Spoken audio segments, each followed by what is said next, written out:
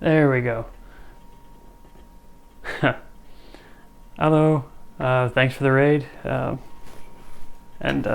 I wasn't quite ready. I was still getting myself wired up, all hooked up and stuff.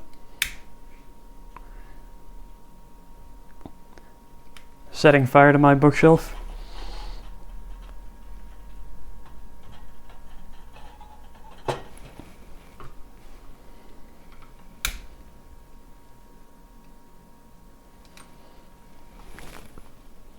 Okay.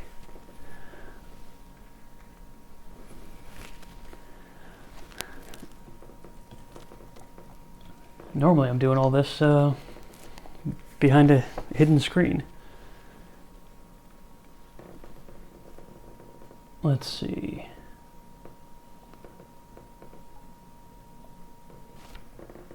I think I've got most of my stuff set up. I'm pretty sure I fixed the overlay, and I've got some extra screens and stuff today. So, where are we?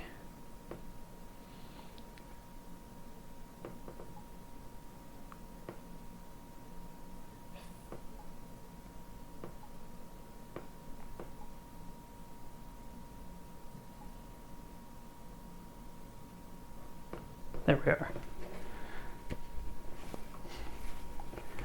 Okay, so today, while digging around in the museum looking for something to read for next week, I found this pamphlet from 1933. This is a 1980s reprint, but I think it's worth giving a read. It's called The General Strike. It was published by the IWW originally. And from the back, let's see. Well, first, let's make sure I've got everything actually set up. Let's see. OBS, set scene, camera. We've got 2 cameras on today. Microphone, yes. Spotify, not going to do that. Drink, bourbon, pants, and I've got chat. Okay. There, now we can get started proper. Let's see, from the back, the book says, or the pamphlet, it's only about 48 pages, large print. From the back it says, "What is the General Strike?" When Ralph Champlin wrote this pamphlet in 1933, fascism was on the march in Europe and America. He saw the General Strike not just as a broad work stoppage, but rather as the occupation of industry by the workers themselves. It was his belief that only worker control of industry would combat fascist repression and ensure world peace. The conception of the General Strike influenced the stay-in strikes of the 30s here and was modified by Japanese workers after World War II when they occupied the industries to make sure they were kept running. More recently, in the 1980s, workers in Bolivia, the Philippines, Poland, and South Africa have militantly taken up the tactic. It remains to be applied on a mass level once and for all to do away with the dangerous foolishness of private or state ownership of production. It is an idea both revolutionary and constructive, with a tremendous future. Current IWW literature urges that workers the world over need to reach an understanding among themselves as to what we will make, where we will ship it, and how we will distribute it in order to make optimal use of our skills and of the Earth's productive resources without either raping the Earth or making slaves of its people. And, just from that bit on the back, I figured this is perfect to read.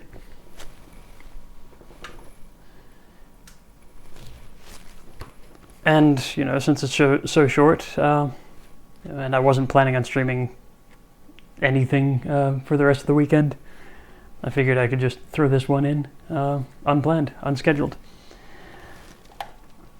I'm also recording, at least the VOD. Oh yeah, that's right, Kiko. Sadly, it's still just as topical today. Let's see.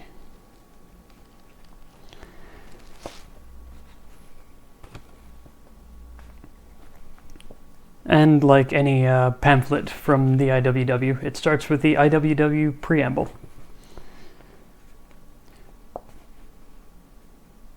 The preamble of the industrial workers of the world. The working class and employing class have nothing in common. There can be no peace so long as hunger and want are found among millions of working people, and the few, who make up the employing class, have all the good things in life.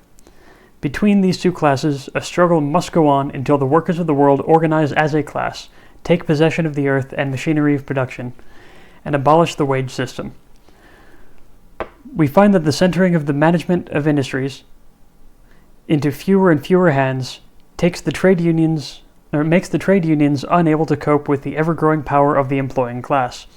The trade unions foster a state of affairs which allows one set of workers to be pitted against another set of workers in the same industry, thereby helping defeat one another in wage wars. Moreover, the trade unions aid the employing class to mislead the workers into the belief that the working class have interests in common with their employers.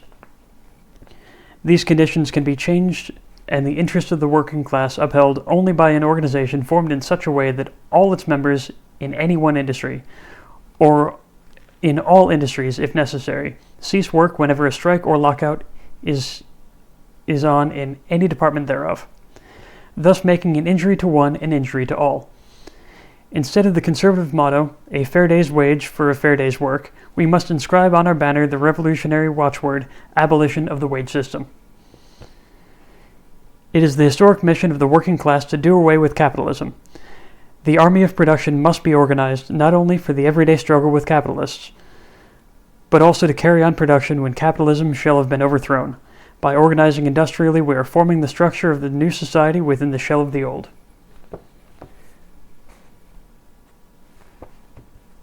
All right.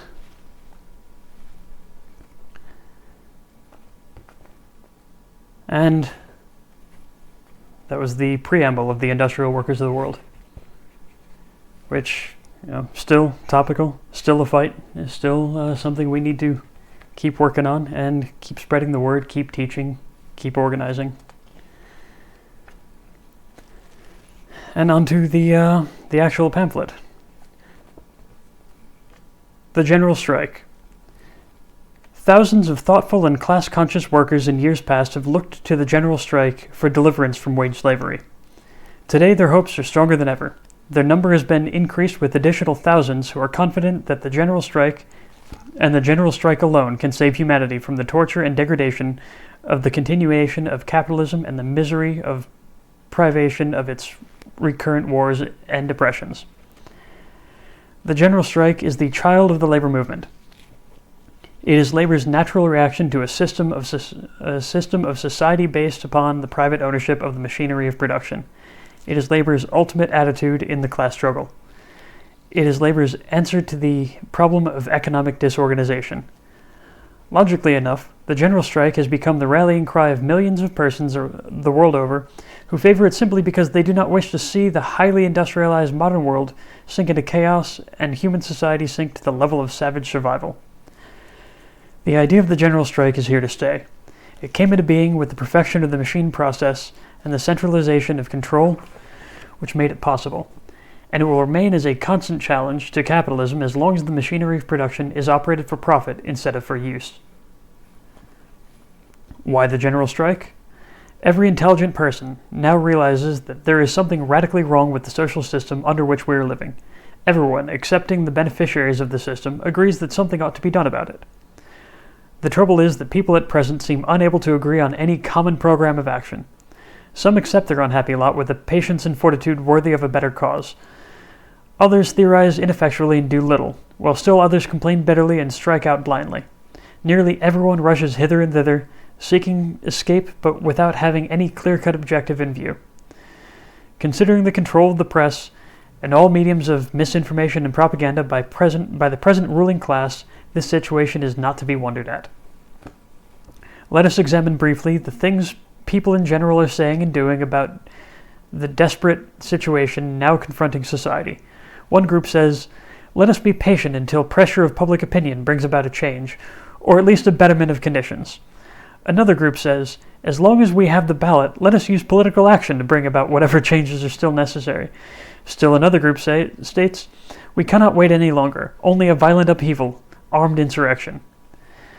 These groups, regardless of their differences of opinion, are composed of men and women who have given some thought and study to the subject.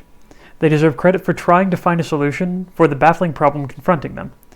No matter how mistaken they may be, their efforts are at least directed towards making the world a fit place to live in. Unfortunately, the majority of the population have not gone this far. The majority still lives and suffers in a condition of unthinking bewilderment. They simply do not know what it's all about.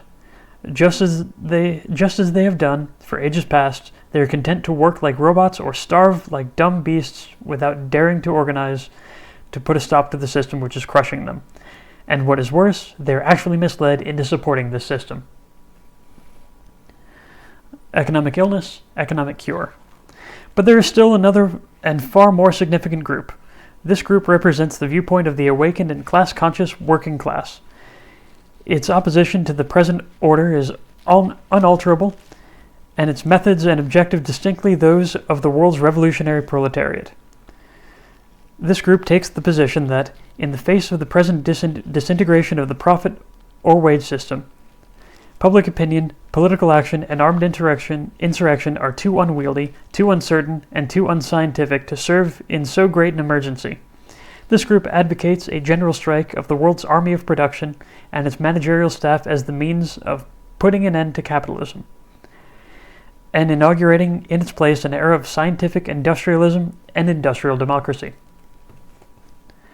The argument for the general strike is based on the persistent and very logical working class conviction that the ruling class will refuse to permit itself to be dispossessed by any power weaker than its own, and that public opinion, political action, and insurrection therefore will not be permitted to be developed or used to any appreciable extent.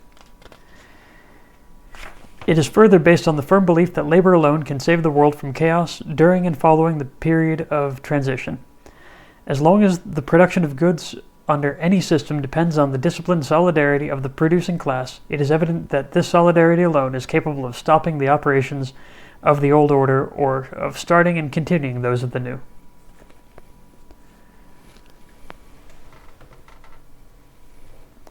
It's amazing. 1933. It's still...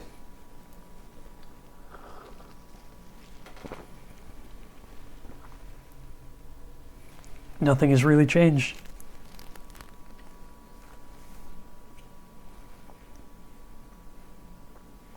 Let's see. Public opinion. In this sense, the general strike is not only the hope of labor, it is the hope of the human race. It is the one method which will be found trustworthy when all other methods fail. If it is true, as many believe, that the economic maladjustments of modern society can be remedied only by economic measures, then the general strike will become increasingly important with every passing day. The necessity for the collective ownership and democratic operation of socially necessary machinery is now conceded by technician, economist, student, and the class-conscious worker alike. There is diversity of opinion as to how the change is to be made, but there is no lack of unanimity as to the advisability of the change. In this regard, the program of the general strike is too important not to be seriously considered. As a matter of fact, any power less potent than that of the general strike is bound to be of doubtful efficacy. Public opinion in America is, at its best, is merely a means of registering the disapproval or indignation of an intelligent minority. At its worst, it is all that the powers that be could expect of it. Mass hysteria and mob violence to be directed at will by those affluent enough to buy it on the market like any other commodity. Any public opinion which ignores the basic fact of the class struggle is bound to be a hypocritical gesture. In this regard, the liberals are among the worst offenders. The weak cry of the conventional liberal for peace in a peaceless world is one of the most convincing evidences of the innate sterility of the liberal attitude. Due to their hopelessly restricted outlook, these middle-class muddlers are unable to see the inevitability of struggle and strife as long as society is divided into two classes with irreconcilable interests. Reformers. Unless the class struggle is used as the key, human history will remain a matter of guesswork. Unless the evolution of society is studied in the light of social science, social changes will remain inexplicable. How much clearer and less confusing is the position of the industrial workers of the world as expressed in its preamble. The working class and the employing class have nothing in common. There can be no peace so long as hunger and want are found among millions of working people, and the few who make up the employing class have all the good things in life. This is submitted as a clear-cut statement of undeniable fact. Reformers of all types are and must be primarily concerned with the patching up of the decayed and historically unjustifiable capitalist system. They are unable to see society as a process of change under economic pressure, a continuous evolution from one stage of development to another, based on the iron law of economic determinism. Under chattel slavery or serfdom, these myopic gentlemen would have believed, as they do now under capitalism, that the existing system was permanent, preordained, and historically unassailable. To them, riches and poverty are not the result of definable and remediable social maladjustments, but the normal condition of human life. The invention of labor-saving, profit-increasing machinery, as they see it, was not a part of an evolutionary process. They prefer to believe it was merely a convenient and very profitable accident. They are childishly amazed that their right to monopolize the earth and its resources should ever be contested. There are even authors, editors, and professors who support them in this fantastic illusion. On this point, the position of the IWW is as startling as it is scientifically sound. Between these two classes, a struggle must go on until the workers organize as a class, take possession of the earth and the machinery of production, and abolish the wage system. If any liberal is capable of seeing that far, he is already cured of his liberalism. Public opinion being largely at the mercy of the predatory interests through their control of the press, radio, etc., is therefore largely out of the question as a means of effecting fundamental social change. Even the unusual program and personality of Gandhi would be helpless in the face of the private control of public opinion which exists in the U.S. Within a fortnight, the mild-mannered Mahatma would no doubt be heaved into the hoosegow, charged with planting a bomb or engineering a payroll robbery. Such things have happened before, with the public being far from unconvinced. And so the capitalist control of the machinery of publicity, coupled with the economic ignorance of the much divided and long misled masses, makes public opinion as the sole method of ending the nightmare of capitalism somewhat remote. Unless crystallized into definite and determined action of some sort or other, about all we can expect from public opinion is the registering of a belated and somewhat pathetic disapproval. Politicos. Political action as a method of obtaining control of the machinery of production also seems peculiarly unconvincing. Only the most naive of politically minded revolutionists believe that the ballot or constitutional amendments will induce the vested interest to give over control and title to the privately owned machinery of production. It is manifestly absurd to expect the class which has stained the pages of history read in countless labor struggles to give over complete control because the electorate, whom they despise, have seen fit to demand it. The parasite class of the USA can be relied upon not to relinquish their sacrosanct rights to property until they are confronted with a power greater than that which they have at their command. Anything less will be scoffed at.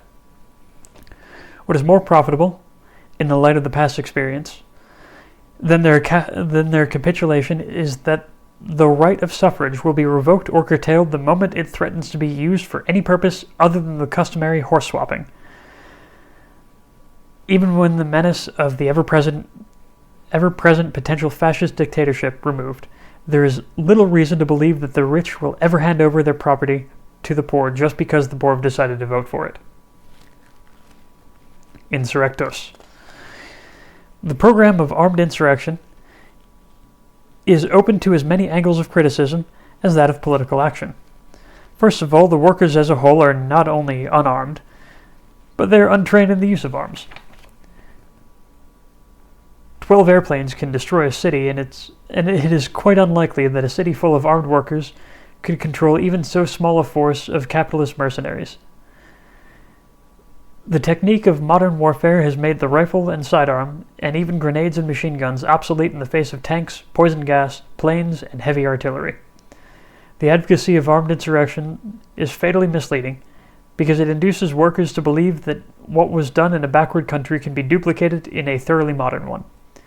In America, the chances of mobs defeating highly trained troops are anything but even. Then there is the danger of premature revolution precipitated by fanatics or stool pigeons.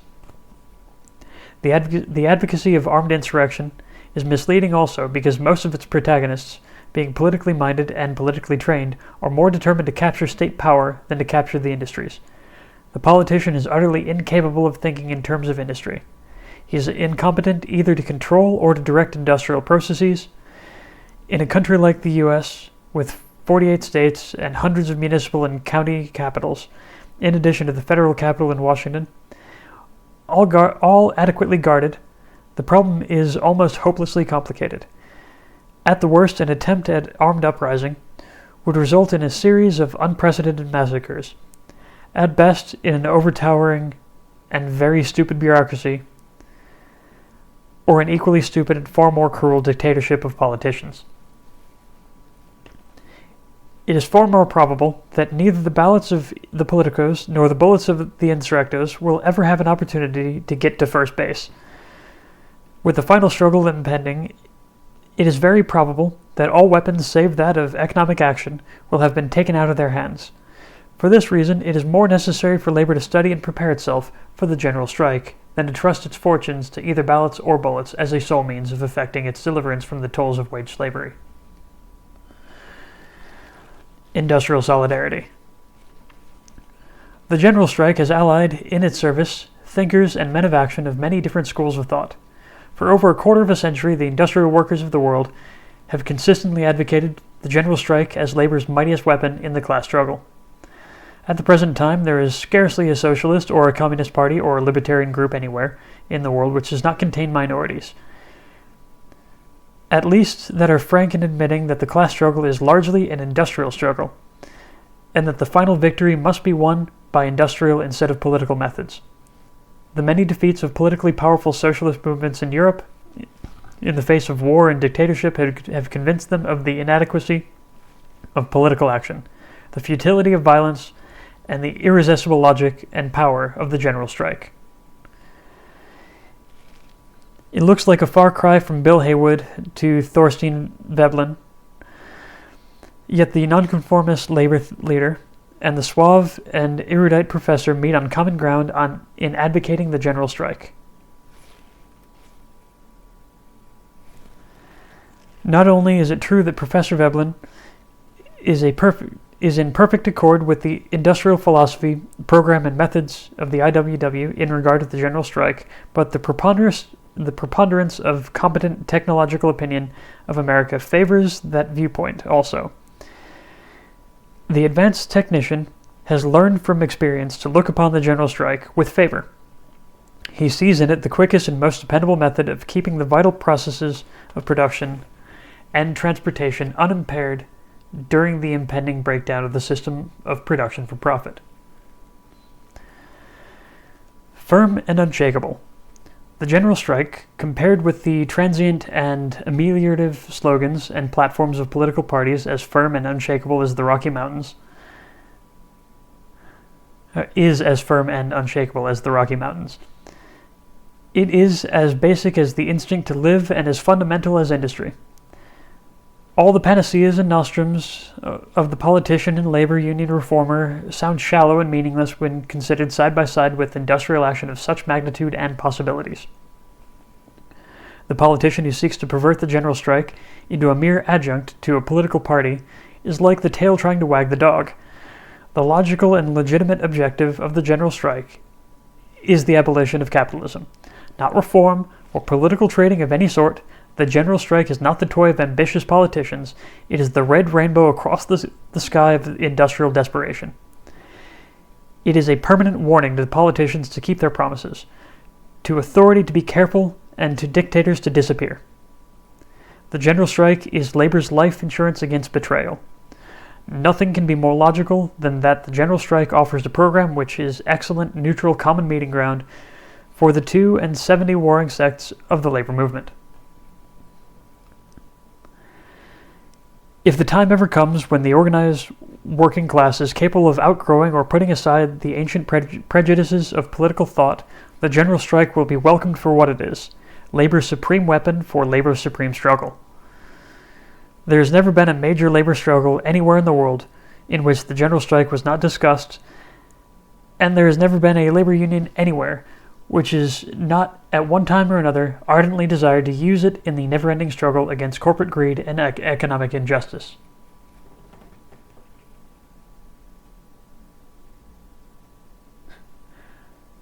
Yeah, I almost did the Solidarity Forever in the background. Nearly. But I didn't really have time to set this up. This was completely unplanned.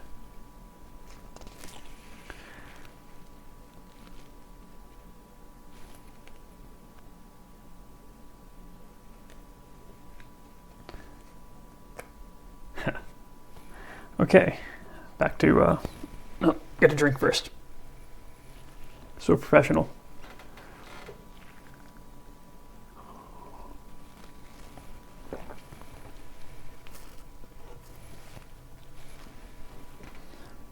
We're at about an eighth of the way through and I'm already getting riled up.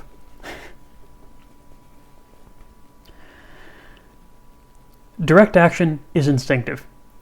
The interests of the workers and the employers are diametrically opposed, and each side uses such weapons in the class struggle as are suitable for their purposes. The absentee owners of the industry, unlike the middle class, are too smart to take the politician seriously, and in this respect they are far wiser than many of the workers. The real capitalists have a contempt for the politician and use him merely as a tool. Being rooted in industry by reason of ownership and deriving their incomes from the surplus value sweated from the hides of their wage slaves, they tolerate no intermediaries in the struggle between the workers and themselves. If, for instance, they wish to cut wages, lengthen the hours of the workday, or employ women and children in place of men, they just go ahead and do it. They do not call upon a politician to help them. They do not have to. Every time they discipline, discharge, or lay off a bunch of workers, the employers are using direct action. Every time the blacklist or spy system is used on the job, every time scabs, strikebreakers, or gun thugs are used, every time the speed-up system, poor conditions, long hours, and low wages are enforced, the employers are using industrial action against their slaves.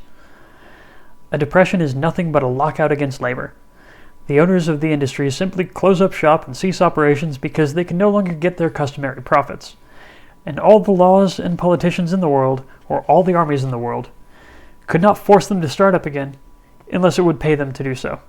Business is business. The employing class knows full well what industrial power means. They use it all the time in the form of merciless lockouts, strikes, and sabotage against labor. But they are decidedly unwilling to have labor retaliate in any kind. Their defense is wide open only at one point. They get their profits out of the hides of the workers and no place else. And if the workers, by a conscientious withdrawal of efficiency, refuse to be exploited beyond a certain point or refuse to be exploited at all, the exploiters can do little. Their machinery will produce neither profits nor anything else until it is oiled with the sweat of human labor. They fear the general strike more than anything on earth because they know that the general strike would in reality be a general lockout, the end of the present dominating class. Against this mighty industrial force, they have neither cunning nor power to defend themselves. The scissor bill worker. But they do not have the cunning and the power to fool and mislead the workers and to keep the workers' forces divided, so that united action is difficult of attainment. Due to capitalist control of the press, radio, and avenues of publicity and education, the workers are effectually denied the right to call their minds their own. In fact, the scissor bill workers have but little in their own heads which they can call their own. Their minds belong to the last editor, speaker, or politician or educator who filled the aching void with insidious poison of anti-proletarian misinformation. Such workers not only play the sucker in the end of the shell game of capitalism, but they also are too dumb and blind to figure out what has happened when things go wrong. That is why they're called scissor bills. But no matter how they suffer from insecurity and privation under capitalism, this type of worker can do nothing for their own interests until they learn to think for themselves.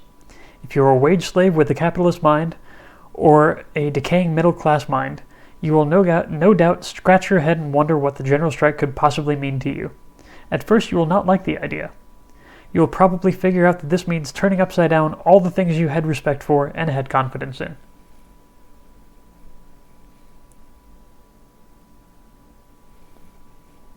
The rebel worker.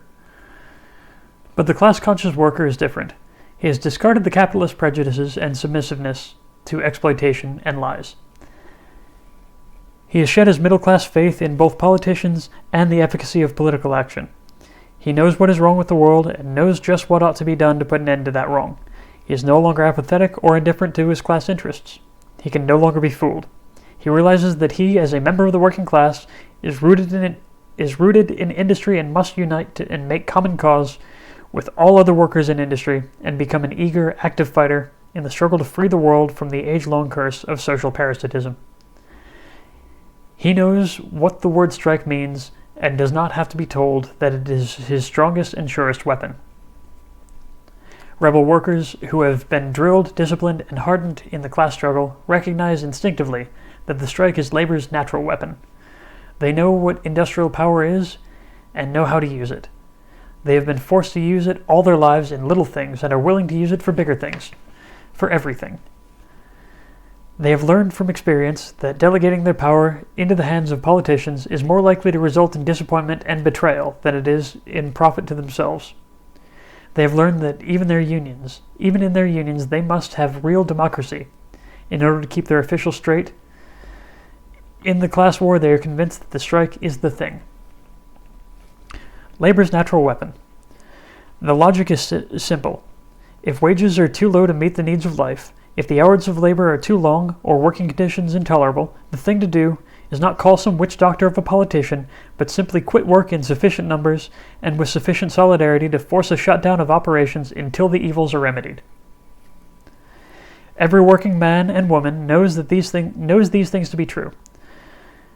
They do not have to read about a strike in books or have it explained to them by a professor. When the time comes to strike, they strike. And no one convinced them that there is anything else left to do but to strike.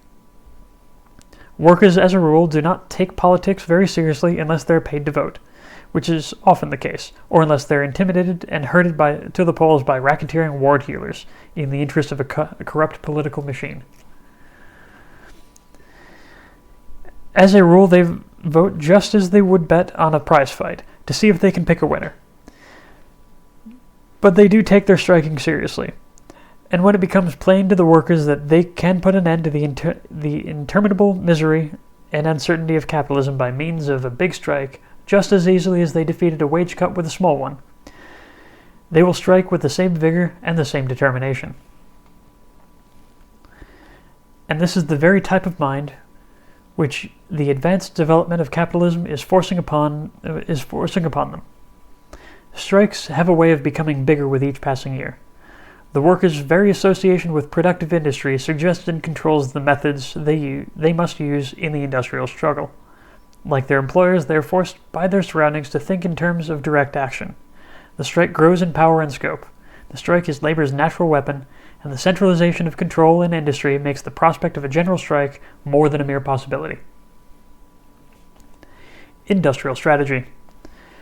Webster defines the word weapon as any instrument of offense or defense. Surely the machinery of production is capable of being used for offense and defense both by the employing and the working class. Every strike, every lockout proves that the control and operation of modern machinery has developed a new technique of warfare, as well as the most powerful weapons the world has ever known.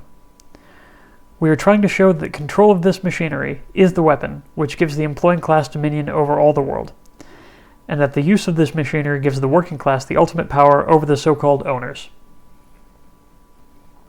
The invention of gunpowder altered the course of human history, and so did the steam engine, airplane, and radio. Military science concedes that the factory behind the lines is as important as human cannon fodder in the trenches of winning a war, or for the winning of a war. God is no longer on the side of the strongest battalions, as Napoleon said. He is now on the side of the most perfectly organized industries. Workers should keep in mind that the real weapons of the machine age are the machines themselves. It has frequently been stated that in the next war there will be no non-combatants. Considering this was just before World War II, that's prescient. It has been frequently stated that in the next war there will be no non-combatants. This is but another way of saying that the machine is as potent a weapon as the cannon.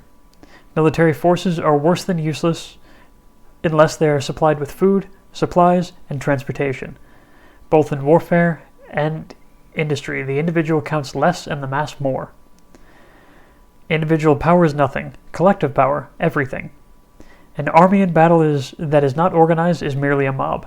Workers in industry who are not organized are in the same category. They must be organized by their technical directors and foremen in order to produce efficiently.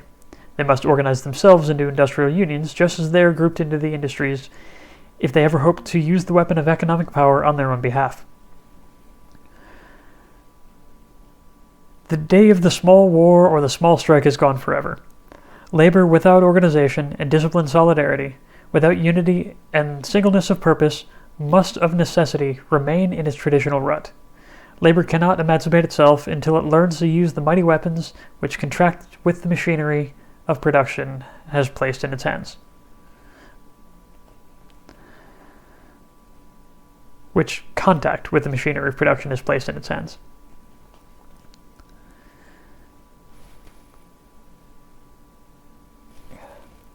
Revolutions, old and new. The onward march of the machine process has not only changed the method and tactics of warfare, it has also changed our concept of the methods and tactics of revolution. It has done this by making old weapons obsolete and by making new weapons available. Warfare used to be an art, now it's an industry. The ancient art of arms is now practiced chiefly for sport. Nowadays, a nation does not settle down to the grim business of war until the wheels of industry start turning. The onward march of the machine process has completely changed our concept of the methods and tactics of revolution. Modern airplanes, poison, and incendiary gas, artillery, machine guns in the hands of the highly trained specialists have put the unarmed, practically untrained worker at a decided disadvantage in the matter of military combat. But even if the odds were equal, it would be an act of folly for the workers in any highly industrialized country to take as their models the classical revolutions of 1848, the French Revolution, the Paris Commune, or even Russia. Labor's power has been transferred from the street to the industry. Job action has displaced the outpouring of the people and the picket line, the barricades. The supreme act of the present revolution will not be the raising of the red flag over the old town hall, but rather the continued and orderly operation of the machinery of production, transportation, and exchange by the industrial workers functioning just as they function now, only involving a complete lockout of the parasite class and its upholders. The general strike to break the final hold of the parasites in industry. This is the modern alignment of the worldwide struggle of the working class to free itself from the curse of wage slavery and exploitation. The revolution of our day will be an industrial struggle, and the weapons to be effective must be industrial weapons. The point of production. Cannons, airplanes, submarines, mines, and machine guns are designed for the use of capitalist class mercenaries. Such weapons are hardly suitable for the modern economic struggle to determine whether the workers or the parasites shall control industry. Here the fight takes place at the point of production, and the workers have this one big advantage in this struggle. They are the producing army of industry. The machines are utterly valueless without the brawn and the brain of the men who tend them. The workers are stationed strategically in industry, unlike the profit-grabbing owners. They're an indispensable part of the industrial process. Workers are at the machines because they're needed to keep those machines in operation. By sheer force of numbers, they already have possession of the industries. They are trained in the use of the machinery of production, transportation, and exchange, upon which the devices of warfare are dependent. In addition to this, the workers' cause, having for its objective the extension of human happiness, has the approval of all right-thinking people as compared with the cause of the kept class, which can, of necessity, have no other objective save that of the continuation of social parasitism. The workers' power is greater, therefore, than the power of the capitalist class and its warlike mercenaries. Capitalism can continue only so long as the working class ignorantly gives its consent and approval. The exploitation of the many by the few can continue only so long as the many do not know any better than to submit to exploitation. This approval or disapproval can nowhere be expressed so forcibly as in industry where the exploitation takes place. The general strike will therefore be labor's economic rejection of its economic enslavement. Individually under capitalism, the wage worker is weaponless. If he has a job and doesn't like it, he can quit. If he hasn't got a job, he can crawl into an alley and die of starvation. Also, he is free to drink himself to death, or take poison, or end it all with a bullet, thus doing the master class a favor. Any other private war or revolt of his own against the system is generally classified somewhere between the meaning of the two words misdemeanor and felony. The hope of the modern wage slave is in numbers. In class warfare, only collective weapons count. He can have strength himself only by combining his individual strength with the mass strength of his fellow workers in industry. The class struggle demands class weapons. Fortunately, his position in class society has forced the wage slave to think in terms of we instead of terms of I.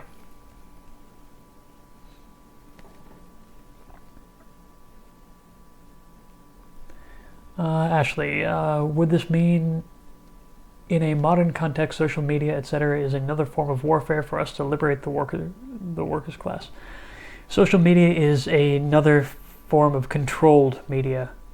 It is, while we contribute, it is categorized, it is delivered, it is,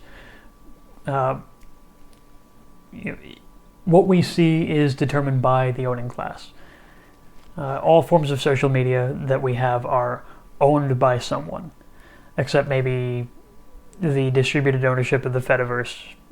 But the ownership of social media and the control of social media, the algorithms, the what's allowed, what's banned, what gets blacklisted.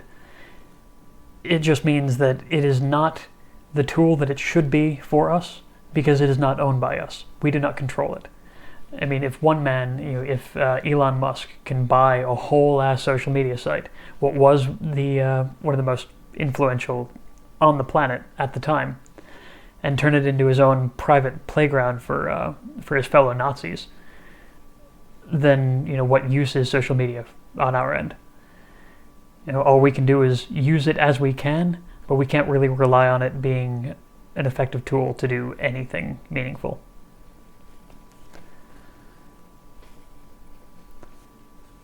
Okay, carrying on. First a drink.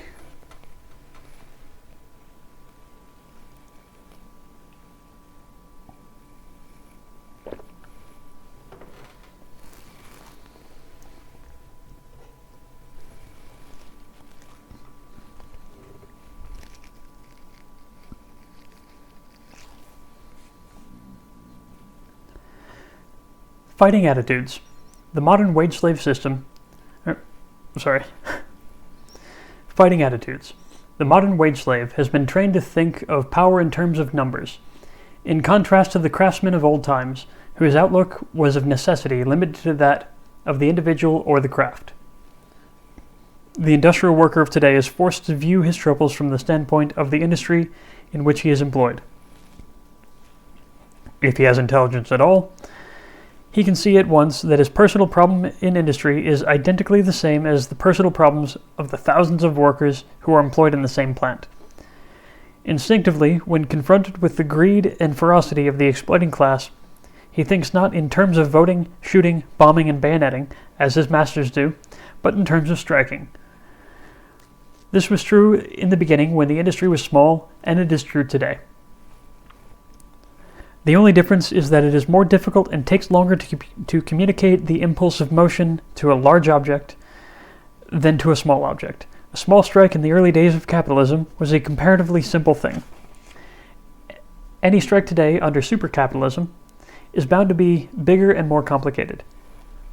The strike impulse, instead of being communicated to dozens or hundreds of men, is communicated to thousands or hundreds of thousands. This impulse, due to the checks and controls encouraged by the employers, may not always succeed in putting the large mass into action. But the impulse is always there, and in the end, large strikes are as inevitable as ever small strikes were. Job consciousness and class consciousness. From job consciousness to class consciousness, from job action to industrial action, from the job strike to the general strike, is only a matter of degree. Every strike under modern industrial condition is a general strike in embryo. Even the proposed decentralization of industry will merely alter the tactics and strategy of the general strike. It will in no sense do away with the will of the workers to use the strike as a weapon of ever-increasing importance in the class struggle.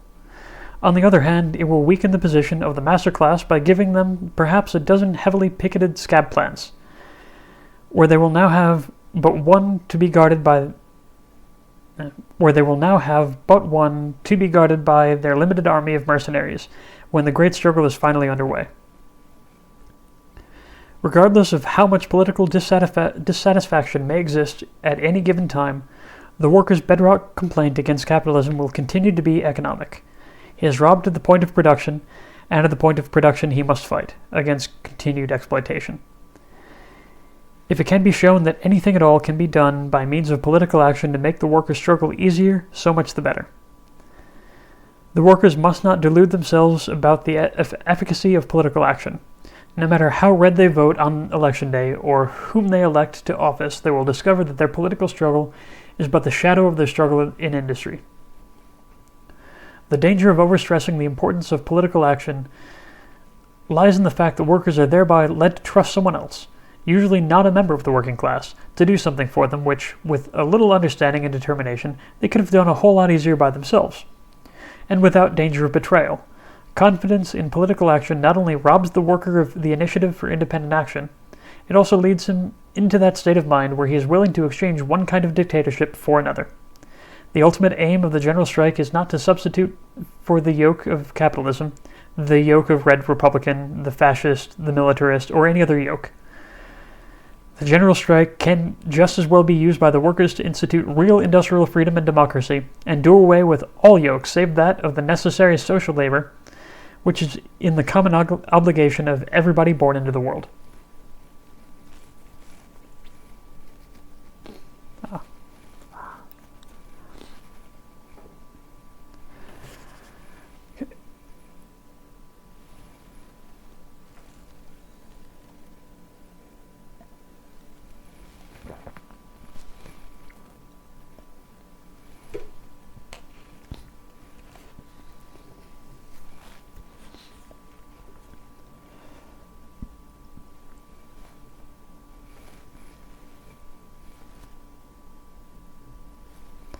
Evolution of industrial power.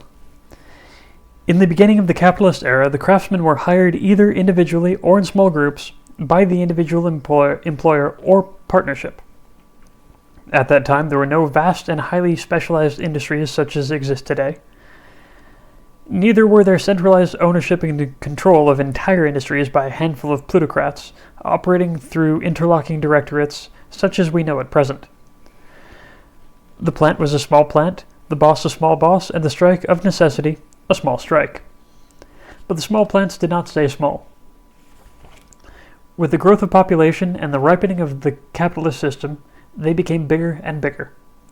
They were merged and consolidated under pressure of economic necessity. They became vast industries. The small shop became a factory, the weaving room a textile mill, the village smithy a foundry. Pittsburgh, Chicago, and Detroit arose all in their dismal might, and the tendencies of Wall Street reached to the remotest corners of the land. All the while, there were fewer and fewer employers and vaster aggregations of wage slaves.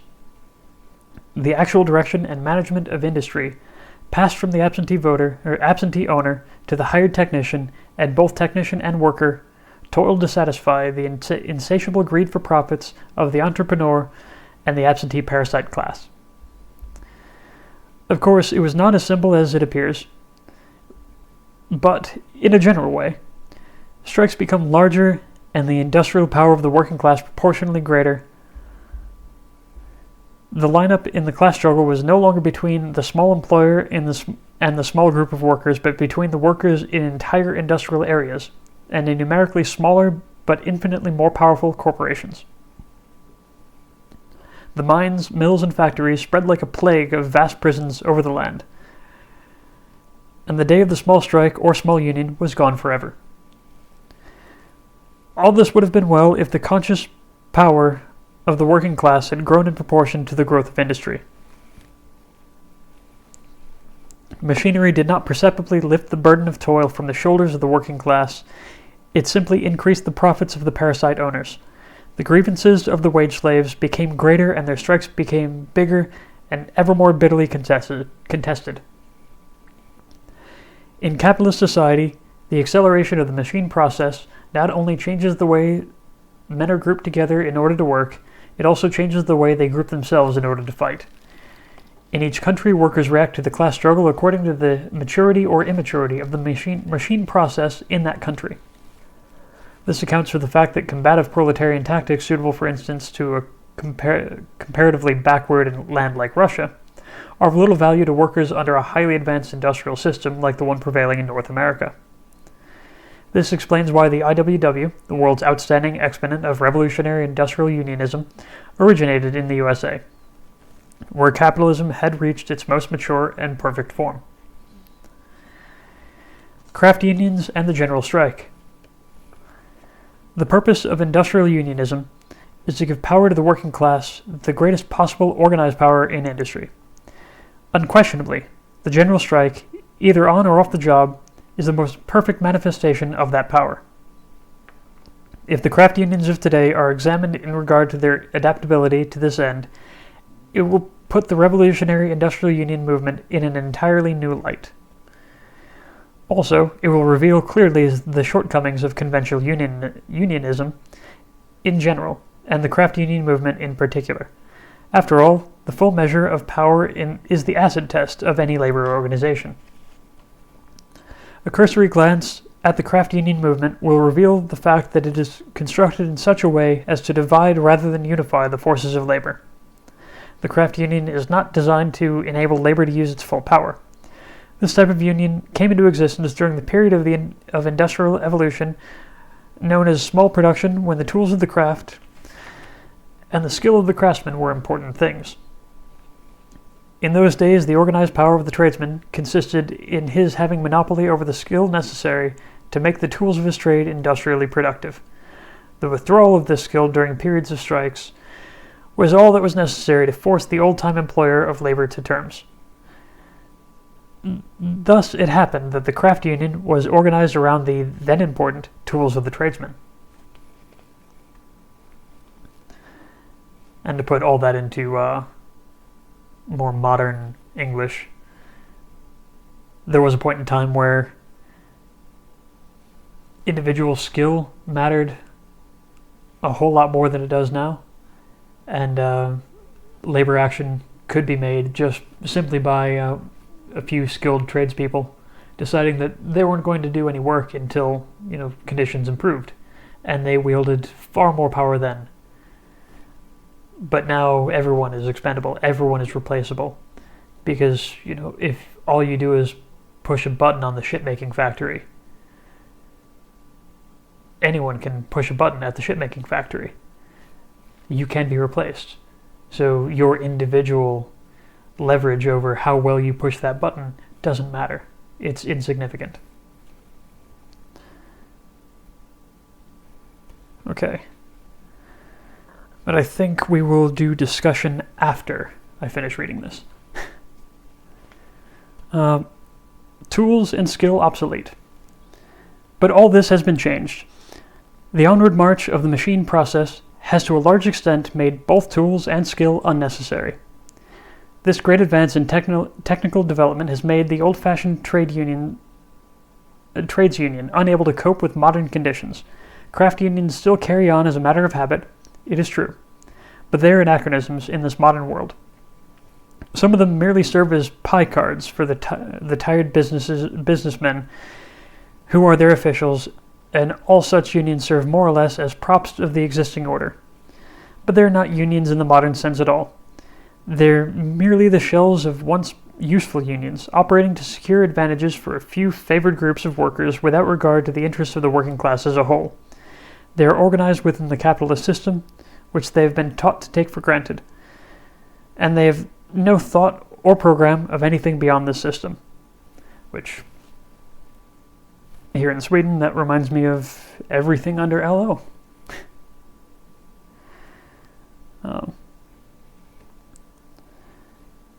In relation to the manifest weakness of the trade union structure and concept of the IWW preamble, points out with telling emphasis, we find that the centering of management of industries into fewer and fewer hands makes the trades unions unable to cope with the ever-growing power of the employing class. The trade unions foster a state of affairs which allows one set of workers to be pitted against another set of workers in the same industry, thereby helping to defeat one another in wage wars. Moreover, the trade unions aid the employing class to mislead the workers into the belief that the workers have interest in common with their employers.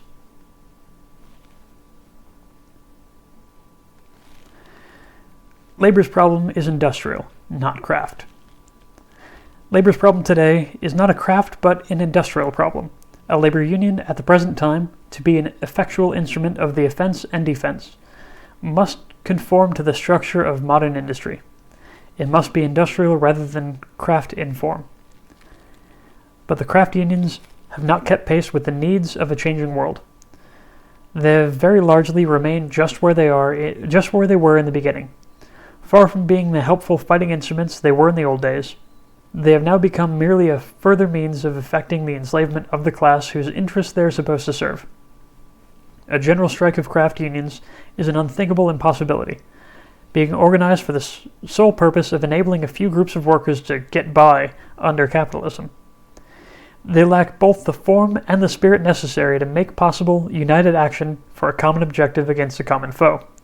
For this reason, as organized today, they would be of very doubtful help to any unified effort of the working class to free itself from wage slavery by industrial means. The modern industrial struggle demands modern industrial weapons, and in this regard the craft union is as obsolete as the dodo.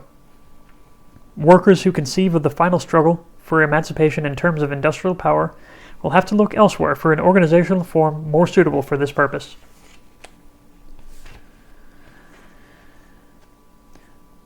The so-called independent industrial unions are in the same category.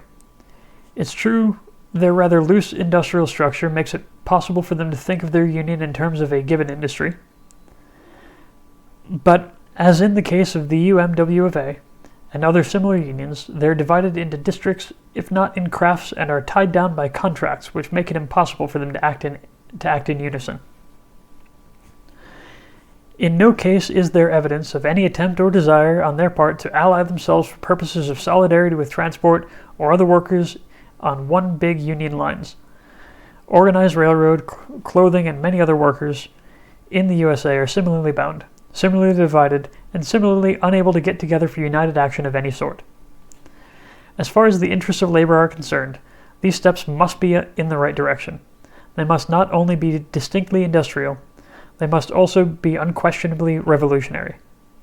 Instead of the conservative motto, a fair day's wage for a fair day's work, we must inscribe on our banner the revolutionary watchword, abolition of the wage system. So states the IWW preamble. And In this historic slogan is found the source of the strength and inspiration of the organized industrial workers of all the world. Political parties and the general strike. Working class political parties, while not unanimous in endorsing the general strike, are frank in admitting the need for economic power in any program of revolutionary reconstruction.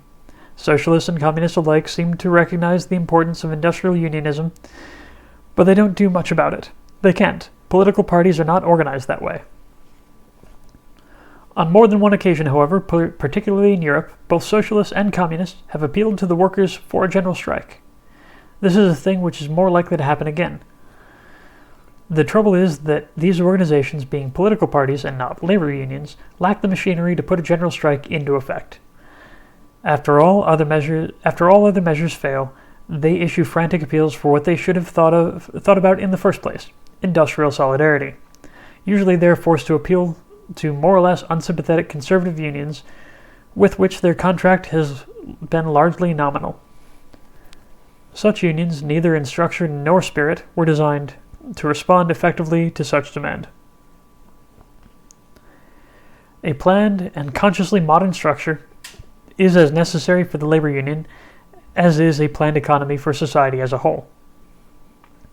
To expect class action from a trades union is at least as foolish as to expect revolutionary planks from a conservative party platform. This haphazard and hit-or-miss method of making 11th-hour appeals for a general strike does not indicate the strongest possible confidence in the efficacy of political action. The efforts of the politically minded socialists and communists of Germany in 1932 to call for a general strike in order to forestall fascism is an example in point. After 1914, they should have known better and should long since have prepared for such emergency by forgetting about the game of politics long enough to build up a powerful industrial movement along one big union lines. Then the story would have been vastly different from what it is today. The IWW, from its inception, has held before the workers the goal of industrial democracy to be obtained by means of the general strike.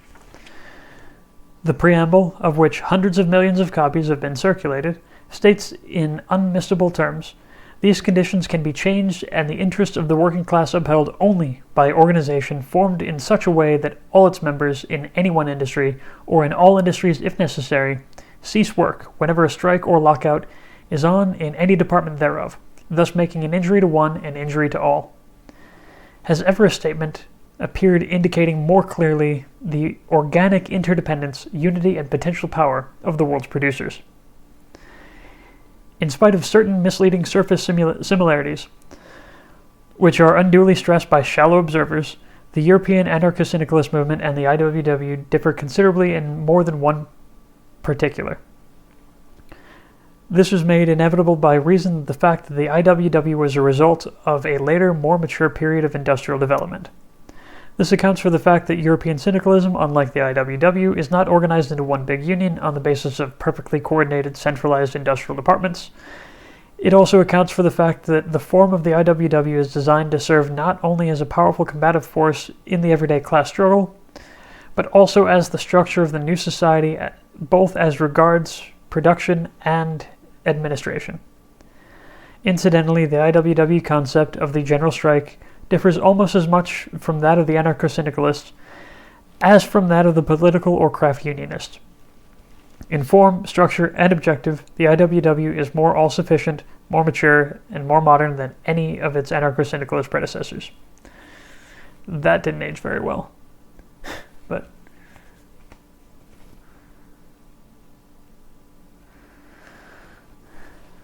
okay. Technicians and the IWW. It may be objected that the IWW has not contacted and cooperated with the technicians to the extent that the European syndicalists have done. If this is true at all, it is due not to any lack of appreciation of the importance of the technician in the industrial organism, but rather to the fact that the IWW has been embattled in the American class struggle to an extent which has made sustained contact difficult. The IWW has always held the technician as vitally necessary member of the producing class. He is indispensable to any program of fundamental economic reconstruction. His place in the One Big Union chart corresponds to his place and his importance in industry. The IWW conceives of industrial democracy as the technological managerial forces cooperating with the working productive forces of the army of industry under the general administration of the one big union in the interests of the entire human race. Practically, from its inception, the IWW has welcomed the engineer into its councils. Some of its outstanding educators have been technically trained men. The non-political, anti-entrepreneur, industrially minded engineer has always been recognized by the IWW as a blood brother. In 1921, an attempt was made by the IWW to build up a Bureau of Industrial Research under the direction of a clear-thinking group of capable engineers with both social vision and a sense of social responsibility. This ambitious project of the IWW was forced to abandon because so many of its active officials had at that time been sent to prison. Prior to that time and since, the IWW has preached and practiced that type of disciplined solidarity, which, according to the technician, is so vitally necessary to any plan of carrying on production exclusive of the profit-grabbing capitalist and finance. Captains of finance, sorry. The IWW is in full agreement with and committed by a policy of nearly half a century to the idea that workers and engineers are the only indispensable human elements in modern productive processes. The technician is, in every sense of the word, a fellow worker. He is the other self of the man at the machine, the managerial technological force in industry which counterpoints the productive working forces in the army of production. Both are equally necessary to any plan of carrying on production when capitalism shall have been overthrown. Both are equally necessary to any plan of putting an end to the profit system by means other than those of bloodshed and destruction. This point looms big in the IWW doctrine of the general strike. It is well for technicians, IWW members, and students generally to keep it in mind.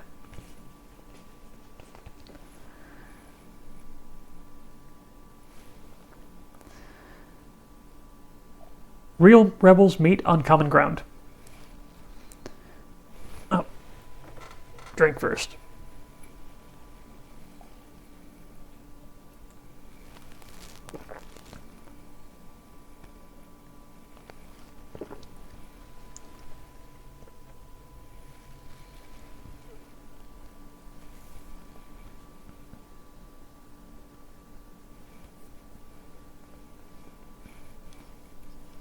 Alright, there we are.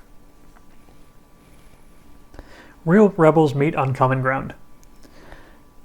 Nothing could be more natural than this bond of fellowship between the IWW and other industrially minded groups in the army of production or among working class movements. It has been shown that craft and independent industrial unions made the attainment and use of labor's full economic power impossible or difficult of attainment. It has also been shown that revolutionary political parties, apart from educational and defensive activities, complicate rather than simplify the situation as far as the general strike is concerned. Therefore, the IWW appeals to the workers in the world's industries to put aside prejudices and differences of opinion as to race, color, religion, or politics, and unite their economic power into one big union, regardless of the national boundary lines, in order to put a final end to the hideous monster of world imperialism, which has enslaved and degraded workers of every nation. The general strike is one program on which all wage workers should agree. What is the general strike? There has been a great deal of confusion as to just what was meant by the term general strike. In the past, any strike of considerable proportions has usually been referred to as a general strike. But many times this definition was not really applicable. Much of this misconception results from an erroneous or limited conception as to what a general strike is and what it is supposed to do. The general strike, as its name applies, must be a revolutionary or class strike, instead of a strike for amelioration of conditions. It must be designed to abolish private ownership of the means of life and to supplant it with social ownership. It must be a strike not of a few local, industrial, or national groupings of workers, but of the industrial workers of the world as an entity. If we keep in mind that there are 4 phases of the general strike, it will help to understand clearly what we mean by using the term. 1. A general strike in a community. 2. A general strike in an industry. 3. a national general strike. 4. A revolutionary or class strike, the general strike. It will be seen from the above that while the first three are general strikes in the limited and commonly accepted meaning of the term, only the last, or revolutionary class strike, is a general strike in the full meaning of the term. The first three have been attempted at times with varying degrees of success, but the last is not yet to be organized and made effective. Thus, for instance, the display of industrial power by the workers of Finland and Russia in 1905, or that in connection with the upheaval in Moscow which resulted in the overthrow of the Kerensky government in 1917, or the strike of the French railroad workers in 1909, the Great Strike in Sweden in 1909, or the strike in Germany when the administration of von Kapp was embarrassed in the same manner. There were also important general strikes in Belgium in 1913, Buenos Aires in 1920, and again in Great Britain in 1926. All these have been referred to as general strikes, and they are general strikes in the limited sense defined above. Outstanding general strikes. The so-called general strike in Denmark, which was called by the socialists to block the forming of an unpopular cabinet by the king, is an example in point, as is the now famous attempt of the Italian workers to take over the industries in 1920. The IWW strikes of 100,000 lumberjacks or 40,000 copper miners in 1917 are fair examples of the industrial general strike, while those affecting Seattle and Winnipeg are examples of the community general strike. Volumes may be written about each of the instances cited, and we'll probably read about some of those later. But in the end, it would be plain that in each case the strikes did not cover sufficient area and were not supported by a sufficient number of workers in the various industries. Nor was the abolition of wage slavery the objective of these strikes.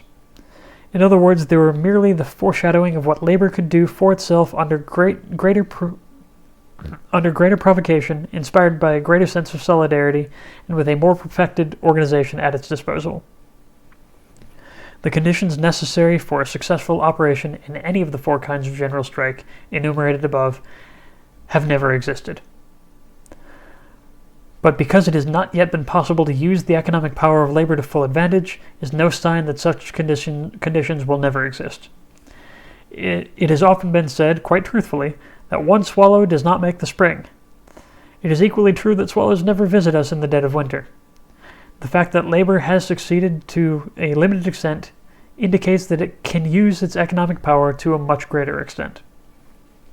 The general strike, once clearly defined and understood, offers labor a weapon in the use of which labor has shown great aptitude and willingness, a weapon with which all other weapons in the class war are puny in comparison.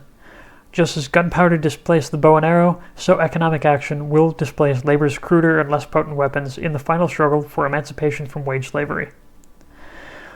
Only the most shallow-minded critics of the working class tactics will seek to discourage the use of labor's greatest power for the attainment of labor's highest goal, and only the most superficial observers can fail to see that the organizational plan of the IWW is ideally constructed to enable labor to use that power.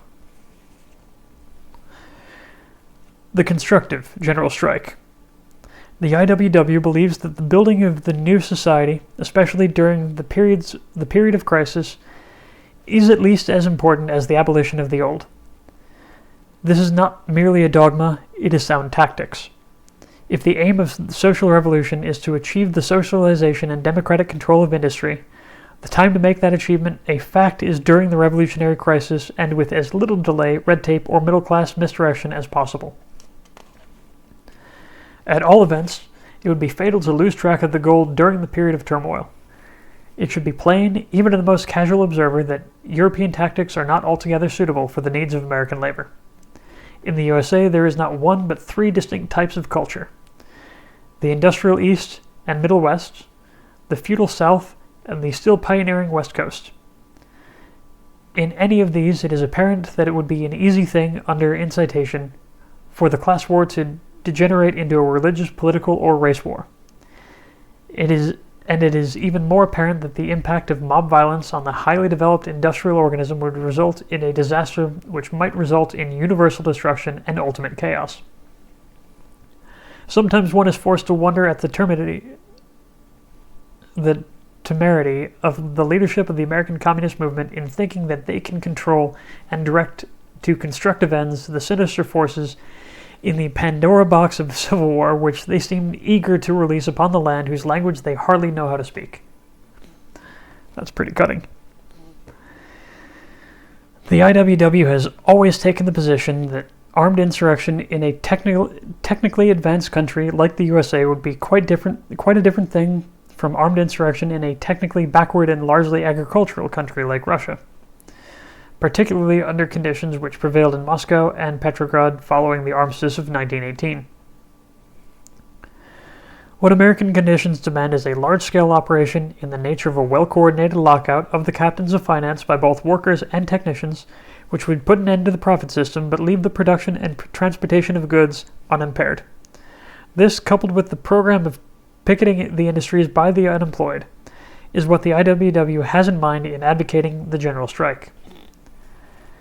Anything less than this, or more, is simply adding confusion onto confusion. The logic runs like this. A perfect modern timepiece can be kicked apart as easily as a tin toy, but is much, much harder to put back together again. The Fighting Vanguard. In America, the IWW is, and has been since its inception, the standard bearer for revolutionary industrial unionism. From the very beginning, the IWW has been industrially minded, largely as a result of constant insistence on the use of economic power. But both socialists and communists have been forced to admit that, in the revolutionary movement, the labor union is the fighting vanguard. Both parties now seek industrial contacts, and both stand, theoretically at least, in favor of industrial unionism. Both will admit, when pinned down to it, that the future society will be organized on the basis of industrial administration rather than political government. The trouble is both parties, due no doubt to the generous admixture of non-proletarian elements in their ranks, are top-heavy with politics.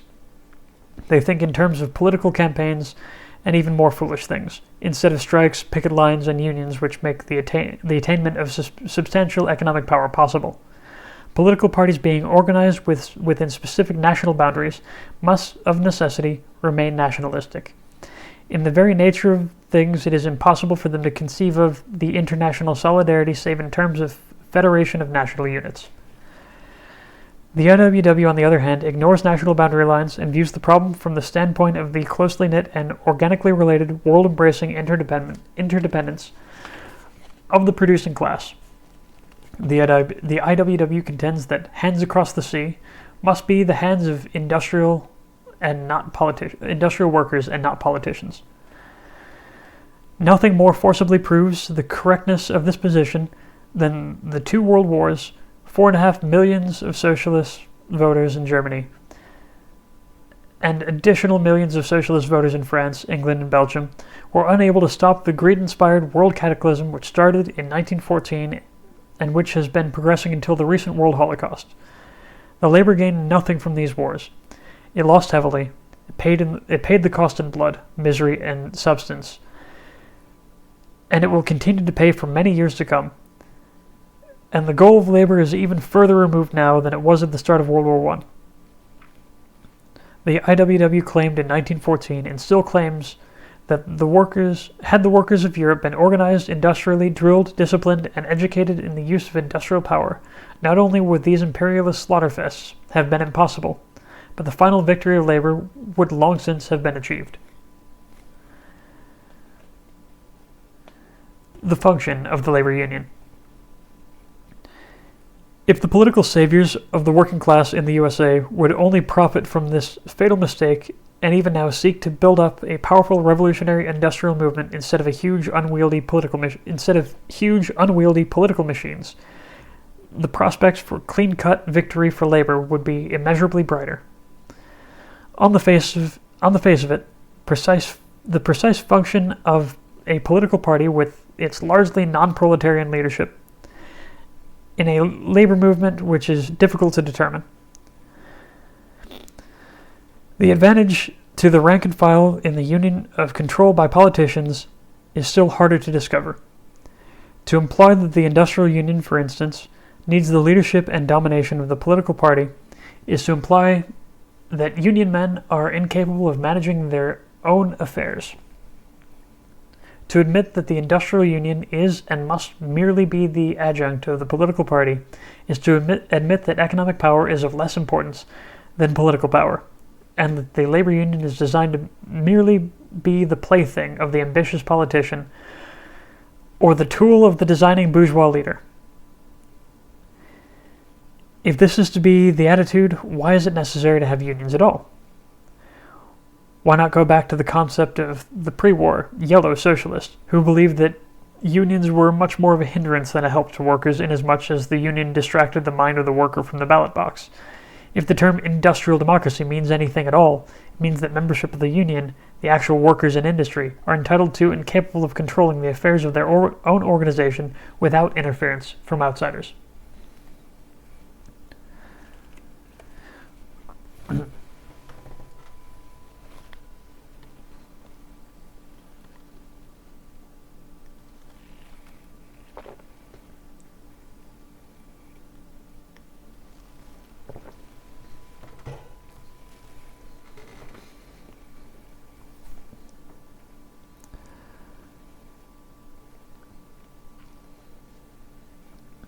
Workers should build industrial power.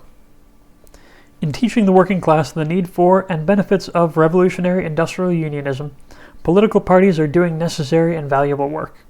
But in seeking to dominate and control the industrial movement from outside, or inside political parties, knowingly or otherwise, they are making a ghastly mistake. The IWW still remembers the lesson of 1914. It stands to reason that it does not and cannot come within the providence. It stands to reason that it does not and cannot come within the province of a political party to organize or make effective either a general strike or any other kind of strike. They can advocate, encourage, and call for the full or partial use of labor's industrial power, but only an organization functioning in industry can make such an action possible. The political party lacks the machinery either to call or carry on a strike. If it had this machinery, it would be a labor union and not a political party. Only the workers organized into their own unions can function either for the purposes of combat or administration in this capacity. For this reason, workers in all countries who wish to use their combined industrial power to put an end to exploitation and wage slavery should seek to build up an irresistible one big union movement along the lines advocated by the industrial workers of the world. And unless they wish to give up the principle of democracy for the principle of dictatorship, they should refuse to give over the control of their organization to politicians or non-proletarian leaders of any stripe or color. The one big strike, on the job. It may be argued, however, that the general strike might prove to be as difficult to control and, due to the possible paralysis of transport, equally as productive of privation as civil war. If state power were not captured by the workers, would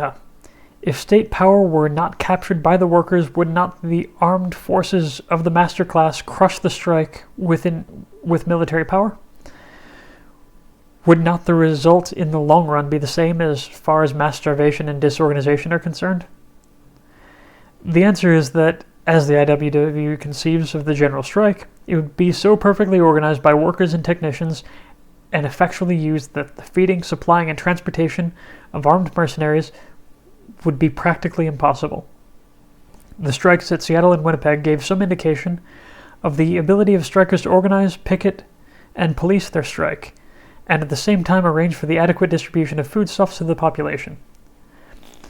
As for machine guns, tanks, airplanes, and bombs of asphyxiating or incendiary character, it is well to remember that such things are only available when they are manufactured and transported by labor, and would be more difficult to use against workers stationed in and about the nation's widely spread industries than against mobs massed together in the labor ghettos of the great cities.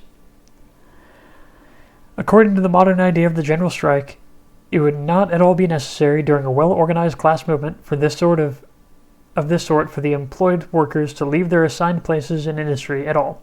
On the contrary, the effort would be made to get the workers into the industries instead of out of them, in order to keep the wheels of production going. The general strike, in other words, would be a means of feeding rather than of starving the people. This is in keeping with the IWW program of striking on the job. The only difference would be that the factory doors, under the direction of the technical managerial staff of the productive forces, would be thrown wide open to absorb the millions of unemployed. The wheels of industry would operate in their customary manner, only for the purpose of supplying human needs instead of the enrichment of the profit-greedy kept class. The general strike, therefore, would simply mean that the army of production, under competent technical and managerial direction, would continue to man and remain in the industries, producing and transporting goods for consumption, but refusing any longer to yield up surplus value to the parasite class. The general strike would be a general lockout against these idle drones who now hold as their private property the machinery upon which the human race depends for life.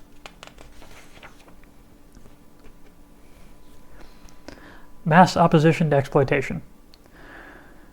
The general strike is conditioned upon the will of the workers to make it effective and their stubborn determination to put an end to exploitation by producing goods for use instead of profit.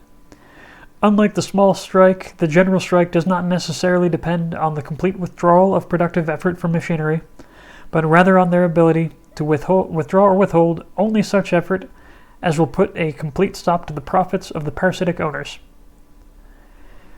The ultimate aim of the general strike as regards wages is to give each producer the full product of his labor.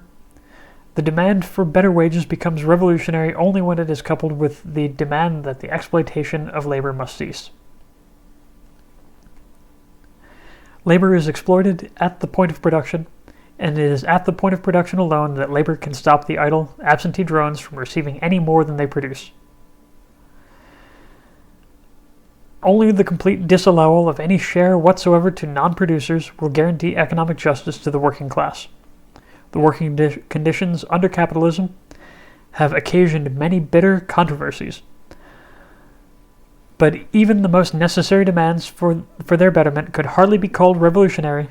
Even under industrial democracy, such things will be matters of expediency and consistently sustained improvement in keeping with recognized needs. Short hours, the revolutionary demand.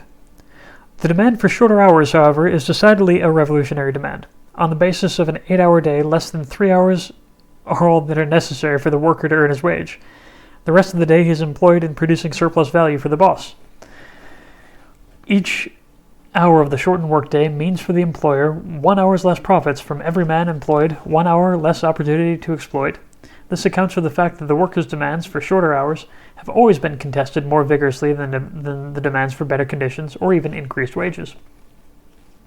The reason is obvious.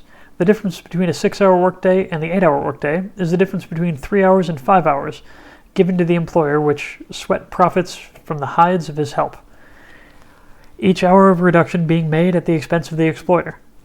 The difference between the 6-hour day and, say, the 3-hour day is the difference between 3 hours of profit sweating and none at all. Therefore, if the employer wishes to continue to live off the labor of his wage slaves, he must, and does, guard jealously the length of the toiler's work day. Upon it depends not only the amount of his unearned income, but also the continuation of his privilege to live without producing. The chief demand of the general strike would therefore logically be a demand for an average workday of not longer than 3 hours, or whatever length of time is technologically necessary to carry on production on a non-profit basis. This is the most revolutionary of all demands because it dries up the possibility of class exploitation at its source. Under a planned industrial system, and with the perfected machinery of modern production placed at the disposal of the human race, even with the present staff of competent directors, there is no reason at all, apart from the profit system, why anyone should be forced to work longer than 2.5 or 3 hours per day. Any workday longer than what is required to do the actual necessary work of the world simply serves to fatten the already hog-fat parasites of industry. The general strike for the 3-hour day would not only put the millions of unemployed back to work, but would also put the thieves of big business to work alongside them. In this regard, it is well to remember that the IWW loggers in the Northwest won the 8-hour day by the simple expedient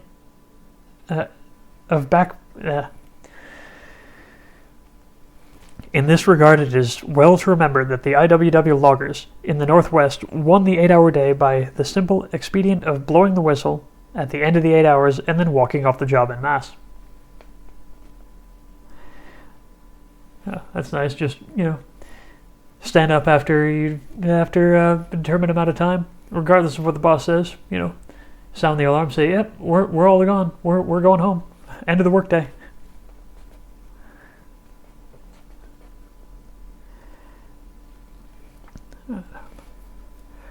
The general strike and general picketing.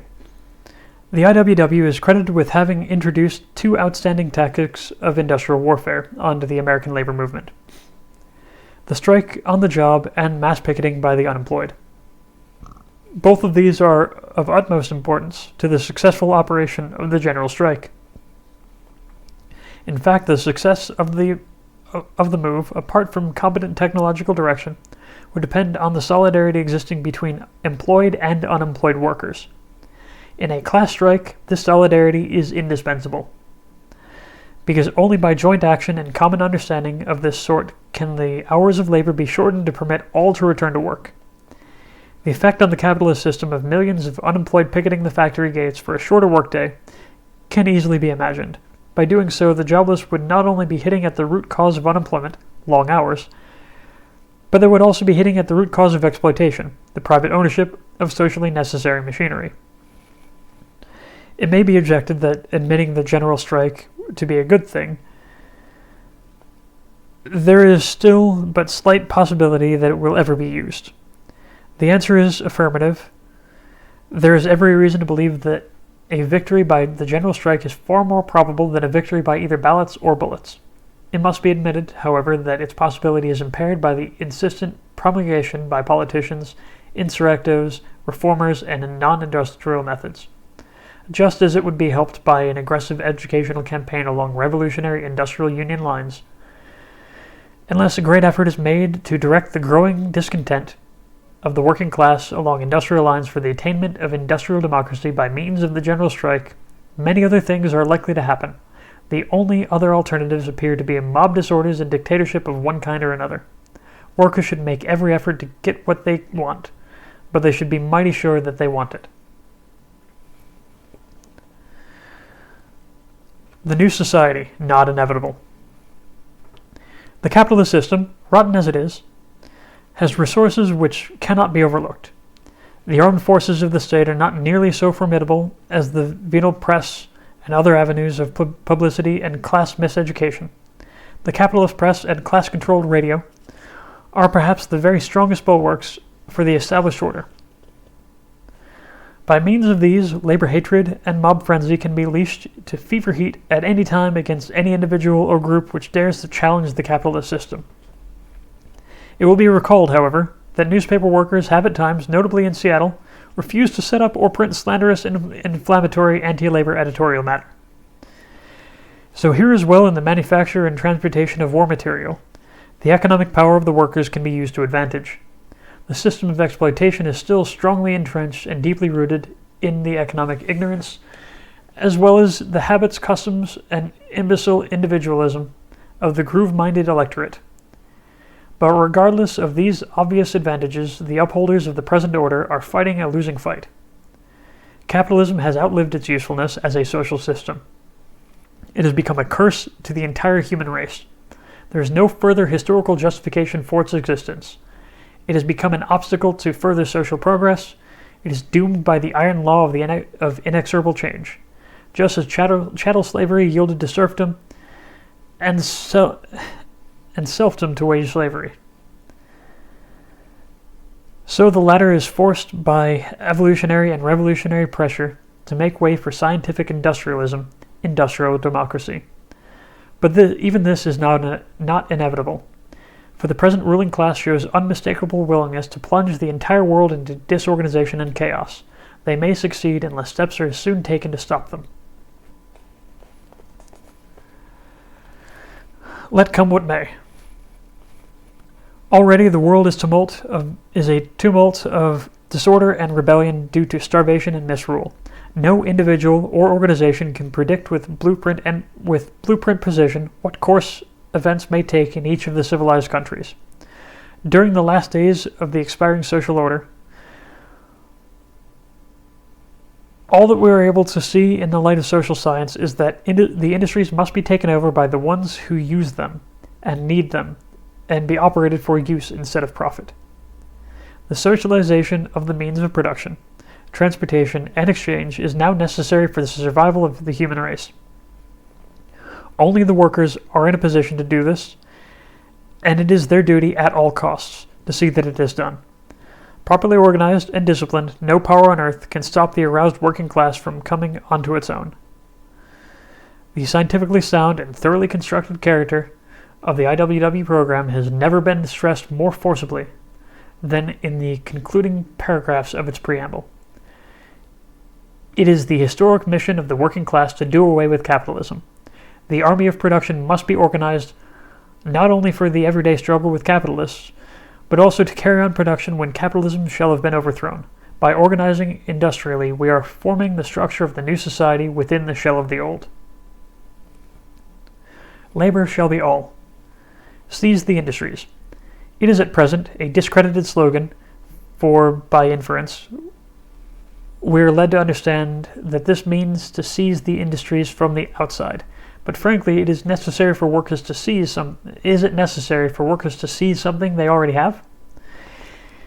Every day on the job, workers are now in possession of the industries. The problem is not how to seize them, but how to keep from giving them up. The scientific modern general strike will have a much simpler slogan and a much more sensible program. For the employed, retain the industries but refuse to produce for profit.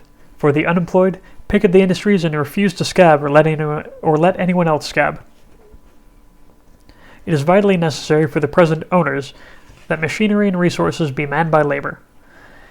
It is equally necessary during the revolutionary transition that labor refuse to relinquish its hold on machinery either to the owners or to their scabs or mercenaries. That labor will defend its own interests goes without saying. The IWW has taught and is teaching workers to fight, not to beg, to demand, not to plead for what they want. And in this final struggle to free the world from social parasitism, courage, clear thinking, and fearless fighting spirit are needed as never before. Realizing that the control of industry can only come into the hands of the producing class when the producers have sufficient power to keep and to hold this control, the IWW advocates the general strike, on the job reinforced by formidable, determined revolutionary picket lines of unemployed. The change from private to social ownership being inevitable, only thus can the danger of serious destruction and bloodshed be minimized. The working class should bend every effort to this end.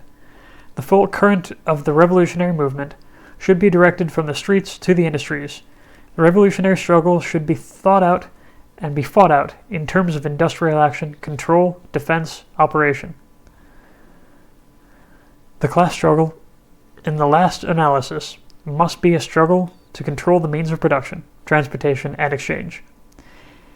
It will probably be a bitter fight, but one that can have but one ending: complete victory for the workers in the world's industries. Let come what may, no worker should count the cost.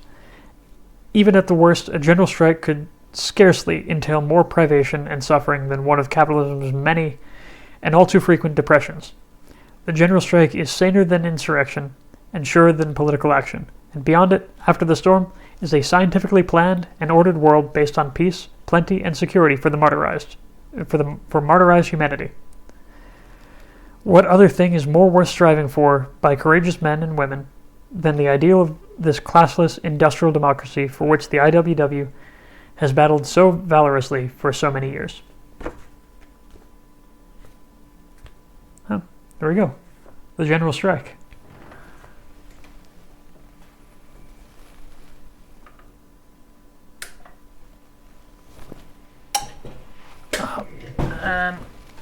Let's go up here and see what's going on.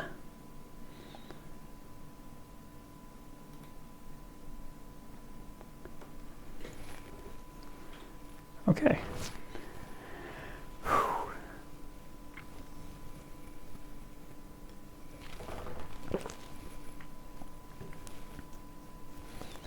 So, yeah, for something written in 1933 originally, and from some of the text, it was clear that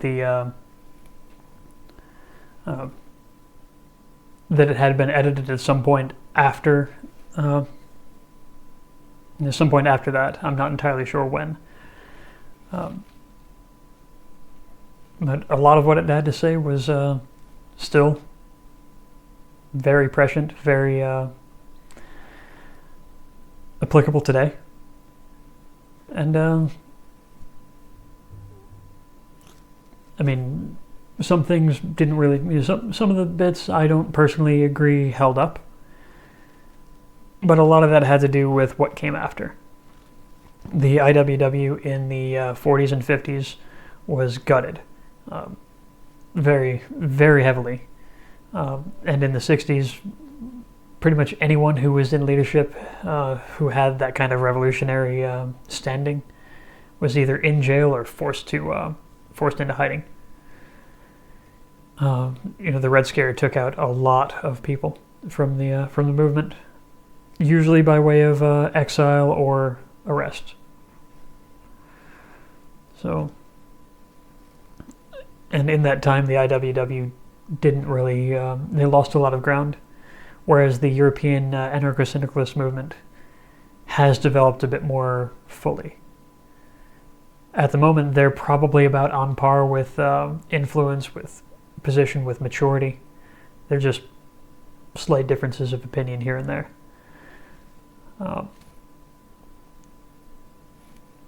But either way,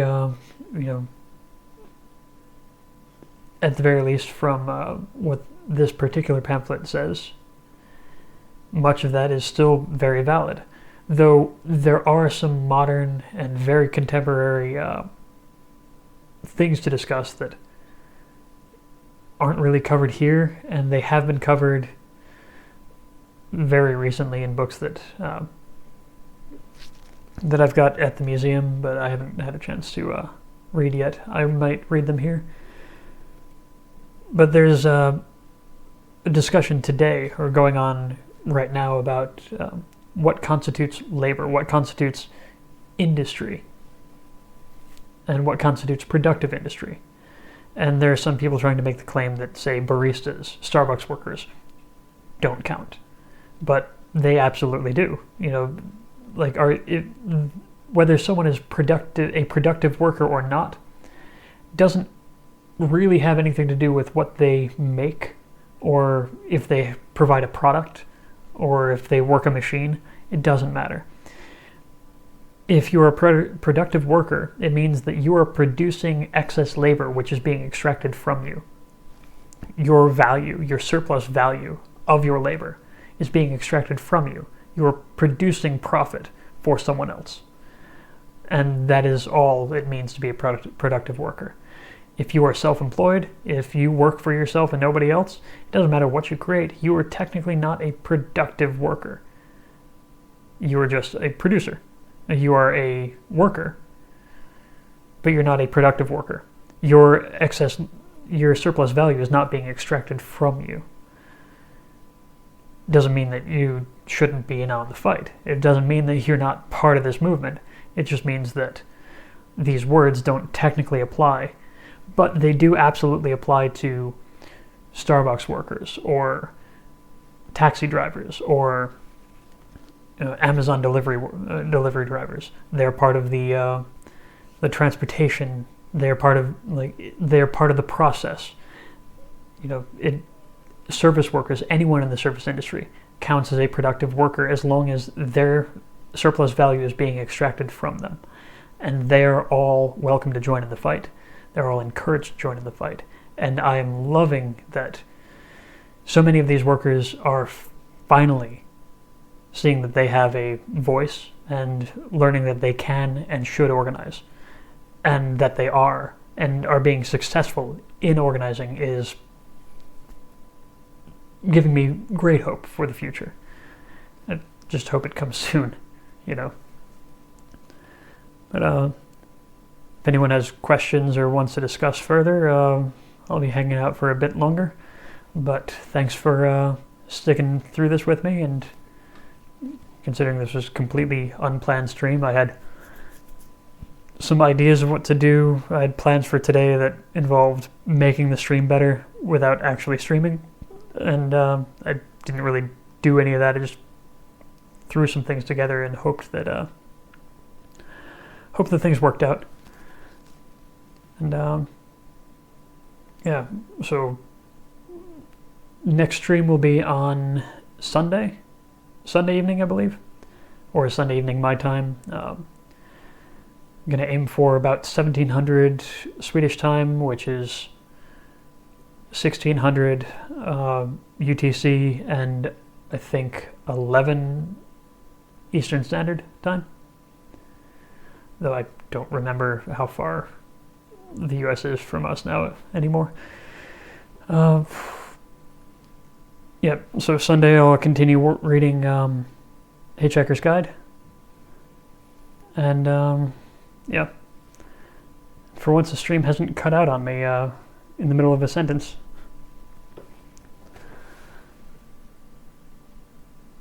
Let's see.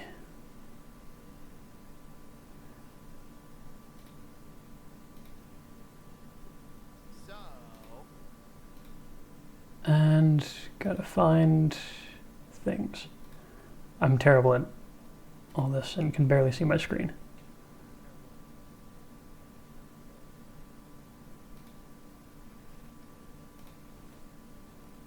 There we are. Oh, and Robin followed. Thanks.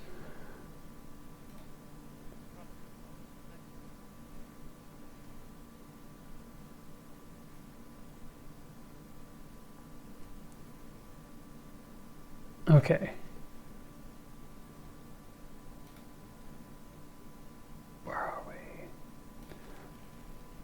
I lost my window. There we go. Yeah, I think I'm gonna call it. Gonna send you on to some VTuber who will talk about some kind of revolutionary action if you prod him enough, if you poke him enough. And sending you his way is mostly because I just saw that he is actively streaming, and I'm gonna go watch that.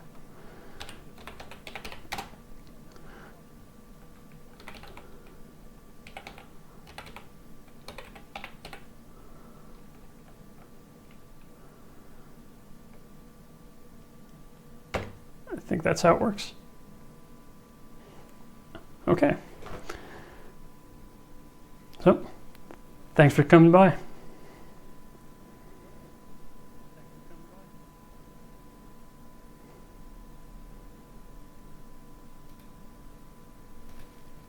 Hey, Andrew, my Slonky model in the Discord.